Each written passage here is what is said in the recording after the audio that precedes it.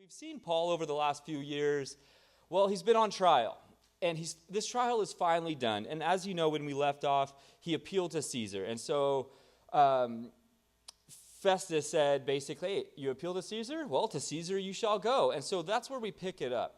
Paul's been on trial all this time, and now we're going to see in this chapter, well, the trials don't necessarily end because they're just going to change shape. They're going to change form a little bit. So he's been on, arrest and trial and basically in prison for 2 years, a little bit of freedoms there. But now once, after all of that's done, he's probably thinking, all right, now my my trials is finally over, but we're going to see a storm hit. And it's kind of like that in life. So let's read. We're going to pick it up in verse 1 and go to verse 8. And we're going to have a little bit of just idea of context through what's going on, and then we'll get into the rest of the verses. All right, starting in verse 1. And when it was decided that we should sail to Italy, they delivered Paul and some other prisoners to one named Julius, a centurion of the Augustan regiment. So entering a ship of Adramyttium, we put to sea, meaning to sail along the coast of Asia. Aristarchus, a Macedonian of Thessalonica, was with us. And the next day we landed at Sidon, and Julius treated Paul kindly and gave him liberty to go to his friends and receive care. And when we had put to sea from there, we sailed under the shelter of Cyprus because the winds were contrary. And when we had sailed over the sea which is off Cilicia and Pamphylia, we came to Myra, a city of Lycia. There the centurion found an Alexandrian ship sailing to Italy, and he put us on board. When we had sailed slowly many days and arrived with difficulty off Cnidus, the wind not permitting us to proceed, we sailed under the shelter of Crete off Solomon. Passing it with difficulty, we came to a place called Fair Havens, near the city of Lycia. All right, so as I mentioned, Paul's done with his trial. Now he's on board. And we get kind of like this, almost like a travelogue. This chapter reads really interesting. It almost reads like a novel in a way. When I was reading through this, I was kind of like, man, this reminds me of, you guys remember 2 years before the Mass? The R.H. Dana, the book, how we got our town's name. When you read through that, it's kind of like a log. Luke, obviously, is with them, as it says, we sailed, we should sail to Italy. Luke is not the only one, though, with Paul as his friend. He mentions Aristarchus. Aristarchus came up before in Acts 19, if you guys remember, when Demetrius, the silversmith, in Ephesus, they were dragging Paul and all of his friends into the basically the theater for them to hopefully get stoned to death, I'm sure, because they were disrupting everything. Well, what is his name? Aristarchus. I'm going to change his name to either Ari or Starchy. I'm not sure. Probably more Ari, huh? It's like more 2026. Was one of the disciples who got dragged into the court with him.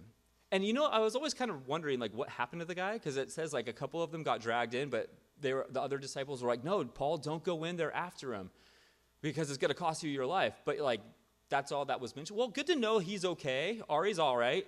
And now he's joining Paul on this trip out to Italy, which when you read through this chapter, you're probably like, man, Aristarchus is probably like, why am I following this guy? Everywhere I turn, I get dragged in, beat up, shipwrecked.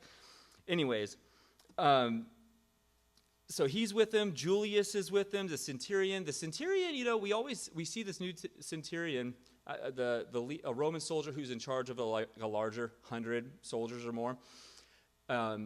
We always see that there's always a bit of kindness involved with these centurions. We see that in the book of Acts 2. But then we're also going to see that it's around the time of late September, early October, as Paul will mention it, or Luke mentions, it's about the Day of Atonement, or the feast, or the fast, is when he says about this time frame is. And that's kind of important. We know it as Yom Kippur, It's important because when this time frame is happening, the winds, the weather starts to change. And so as sailors would know, it's super dangerous around this time of year. That's going to play in a little bit afterwards. So as we read through it, it is kind of beautiful. There's certain words in there, certain phrases that Luke uses that I'm like, wow, that's really beautiful language and all that stuff. So he's setting it up for us. We know that they're sailing. We know that the winds it was already a little bit difficult. When you look at verse 7, and he says we had sailed slowly many days and arrived with difficulty, it's already kind of setting up what's to come, the storm that is to come. Verse 8 says, passing it with difficulty, we came to a place called Fairhaven. And that was a smart marketing choice by their part because it was not fair nor a haven at all. It was like kind of run down and, it was not nice. So that was, they weren't harboring the good life over there, as we say over here nowadays. But anyways, so that sets up kind of a bit of a background. Now let's read 9 through 13, and this is really going to be where we get a lot of our context from and a lot of our application too, because the title of this message is really like the Lord of Storms. In this life, we're guaranteed to have storms. As we saw with Paul, right? It was kind of like over the last couple of years, trial, tribulation, and now storms, difficulty, one after another. And so when I was reading through this and, realizing, kind of zooming out a little bit, I'm like, wow, we really do go through, as we say, like it comes in waves of 3, right? We know these things, we have these sayings because these things happen, trials, tribulations, storms, life-altering events, sicknesses, death, these things just happen in our lives. And it's interesting because as Christians, we feel like we should be immune or exempt from these things a lot. And so that's where we're going to get a lot of our application from, is in these next few verses when they go through this storm. Because it's important to remind ourselves that God's in the storm with us. He doesn't leave us to deal with the storm alone. Now, we could leave him in the storm, choosing not to hear from him and all of these things, but he's always in the storm with us. So let's look at verses 9 through 13, and this is when the storm hits. Now, when much time had been spent and sailing was now dangerous because the fast was already over, Day of Atonement, Yom Kippur, Paul advised them, saying, men, I perceive that this voyage will end with disaster and much loss, not only of the cargo and ship, but also our lives. Nevertheless, the centurion was more persuaded by the helmsman and the owner of the ship than by the things spoken by Paul. And because the harbor was not suitable to winter in, the Fairhaven one, the majority advised to set sail from there also, if by any means they could reach Phoenix, a harbor off Crete opening toward the southwest and northwest, and winter there. When the south wind blew softly, supposing they had obtained their desire, putting out to the sea, they sailed close by Crete. Sorry, let me read that one again. Verse 13. When the south wind blew softly, supposing that they had obtained their desire, putting out to the sea, they sailed close by Crete. I'm going to go one more, verse 14. But not long after, a tempestuous, you thought that word was hard, wait for this one, headwind arose called a Euroclydon, or it could be called a northeaster, Euroclydon, northeaster. Your version say nor'easter, like northeaster, or is it Euroclydon, or one-eyed monster kind of sounding thing. It's just the name of a storm. It's like a hurricane. So pause right there. When the storm hits, as I mentioned, it's not if the storm hits, it's when the storm hits. James makes mention of this in his gospel. He says, when you fall into various trials, not if you fall into various trials. It's a guarantee that in this life, as Jesus says, you will have trials, temptations, tribulations. All of these things are going to happen. Now, it's important to realize some things are within our control and some things are outside of our control. Coaching surfing for so many years, that was one thing that I tried to impart onto anybody I was coaching. You can only control the things that you can. You cannot control outside elements. You can't control the waves. You can't control what other surfers do. You can't control these things. You can only control what you can. And it's important to note that these decisions were outside of Paul's or even Luke's or Ari's control. Certain things were just outside of the soldiers' control. The prisoners for sure didn't have a say in anything that was going on.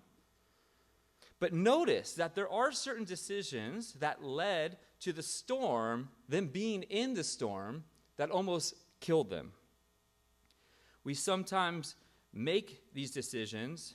We sometimes make decisions that do lead us into storms. Now, I bring this up because I want to point out what we're going to see here, there are certain common decisions that we can make, that we see in the scripture, that we sometimes make out of our own free will, that, kind of lead us into a storm. Now, there's also some things that are outside. So you kind of have, we'll get to those decision making, but you also have people on the ship that have no control over these decisions, right? They're just along for the ride. So you kind of have a group of people who are making decisions that we're going to look at, things to avoid, and then you have a group of people who are really, they don't have a say in what's going on. They're on the boat too, right? And they're going to have the storm hit too. And they have no decision over any one of those. So let's look at a couple of these points. And I brought these points up more out of my own conviction, out of my own mistakes. When I saw this, I was like, I've done pretty much all three of these things, and they have led me into a storm.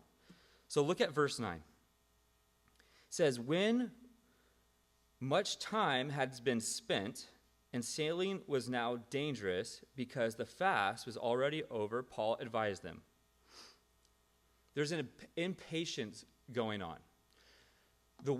In a couple of verses earlier, we saw that that the winds weren't really great. We saw that they were arriving slowly. It was difficult. They had to sail under protection of some of these islands. And so they arrived at Fairhaven. And it says, when much time had been spent, and sailing was now dangerous. The impatience, when we grow impatient, that's one thing that we start making decisions on our own. Because I'm impatient, I want to get to Phoenix, I'm going to be making these decisions not based upon my better judgment, but just because I'm impatient. Have you guys ever made decisions out of being impatient that you later regretted? Probably buying a new car, right? Anytime buyer's remorse or the new car thing, I'm like, there's been I think no time that I've been really excited for 2 days after I bought the car, or maybe when I had to make the first car payment. That's when I was like, oh, why did I do this? Now I'm committed to this thing. It's going to be buried with me. But guys, if you look at it, much time had been spent and sailing was dangerous. The wind was bad. It was already difficult, as I mentioned. And what we know, it was already a bad time of year to be sailing. It was not the proper time. They knew this. Paul knew this. Paul was not a novice sailor. He had been shipwrecked 3 times before this. You could see that in Corinthians. These guys knew this. The helmsman certainly knew this. The owner of the boat certainly knew this. But yet, because of their impatience, they made a decision that would lead them into a storm. Now, I bring that up because it's a common decision that we make sometimes to go before God that leads us into a storm.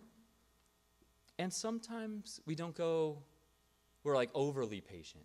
We don't go quick enough. So it's important that we kind of stay within that, inside that rhythm that God has for us. Second thing, verse 11. Nevertheless, the centurion was more persuaded by the helmsman and the owner of the ship than by the things spoken by Paul. This is called the echo chamber or the confirmation bias. Seeking what you want to hear instead of really hearing what you need to hear. You guys ever been in that situation before? I for sure have. I'm seeking advice on something. Well, I'm hopefully going to go and have a meeting with a guy who's going to tell me what I want to hear instead of what I actually need to hear. Now, if I'm listening, I will heed the advice and listen. But we don't do that. We seek what we want to hear. It's called confirmation bias. I'm biased towards the opinion of the people that already have confirmed my decisions. That's why social media is terrible. Big echo chamber of social or of confirmation bias, right? Can we agree on that? Yeah, it's like, I'm looking for the new car. Ads. I'm looking for ice skates. Ads of ice skates. Hey, go to Ice Palace. It's half off. I'm like, wow, I guess I should go. Instead of testing these things, it's like, well, I guess I should, right? We ignore crucial information, but we ignore this crucial information, and it leads us to an uncomfortability. You guys get what I'm saying right there. See, Julius was more persuaded by the helmsman. And and the owner of the ship, rightfully so. These guys should know what they're talking about, right? When we go and look, okay, Paul knows he's led by the Spirit to say, hey, I perceive this is going to end in disaster and even loss of life. We should not be sailing right now. But it would make sense to trust the helmsman, the driver of the ship, and also the owner of the ship. These guys know what they're talking about, right? When you go to the world for advice, I've driven through lots of things. Well, rightfully so. The helmsman has lots of experience. The owner of the ship, well, his motive is probably based on monetary stuff, not so much like, hey, I'm going to listen to this prisoner Paul, who's a pretty spirit-filled guy. He seems to be a pretty godly guy, but I'm going to ignore all of that, and I'm going to pay attention to, the people who have the motive, right? What's the helmsman and the ownership's motive right now? Money, right? They're in the business of getting this ship that's full of grain and prisoners to Italy so that they could have their payday. So of course they're going to ignore the signs, and of course they're going to be able to do what's in their best interest. Fair warning, though. If you're going to seek advice, make sure you're seeking godly counsel. Paul and I went and saw one of his friends. I met him for the first time. He's a pastor. He's been pastoring for 20 years. He's no longer pastoring. And I sought advice from him. And he gave me some really sound advice that I was like, I needed to hear that. It was a bit convicting, and it was motivating, but it was also, it opened my eyes to just stay the course, stay focused, do the hard thing, right? Now, he could have given me advice like, oh yeah, go and do this thing. That's what he could have sent me in a lot of different directions, but he took a moment and really paused and gave me sound advice about pastoring this church that I was like, you know what? I really needed to hear that. I'm grateful for it. Now it's time to apply it. I didn't seek an echo chamber of, oh yeah, because I would go do X, Y, and Z. It was stick to the main thing. Confirmation bias, when we seek what we want to hear instead of what we need to hear. All right, the third thing, look at verse 12. And because the harbor was not suitable to winter in, the majority advised, that's a stumbling block right there, when the majority advise you to do something, to set sail from there also, if by any means they could reach Phoenix, a harbor of Crete, opening toward the southwest and the northwest. All right, so the harbor at Phoenix, to reach Phoenix, was much more comfortable. than it was in Fairhaven, right? It was not suitable to winter in there. The third thing that oftentimes I have done that leads me into a storm is discontentment. It would have been really good, although it was like the Motel 6, maybe even like not that good, Motel 3.5. Like, you guys ever drive out to Mammoth and those crazy old towns that are like just random, like Randsburg or whatever it is on the way to Mammoth? You guys know what I'm talking about? No, maybe not. I mean, it's like a ghost town, but yet it's more of like a zombie town. Like people still live there. I imagine what like this is sort of the thing.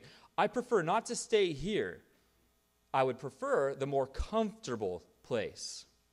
Even in the face of warning, even in the face of danger, my discontentment had drawn me into the storm. The harbor in Fairhavens wasn't nice. I'm sure Phoenix was much nicer. Maybe they had better bars for these sailors. Maybe the entertainment was better. Maybe a lot of different things. But I'm sure it would have been better to spend a winter in Fairhaven rather than be shipwrecked and almost die out at the open sea, right? When we're discontent, that's when we start making decisions that aren't wise. 1 Timothy chapter 6 says, godliness with contentment is great gain. Godliness with contentment.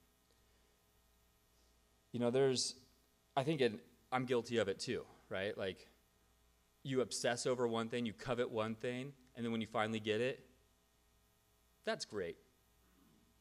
Until it becomes old, right?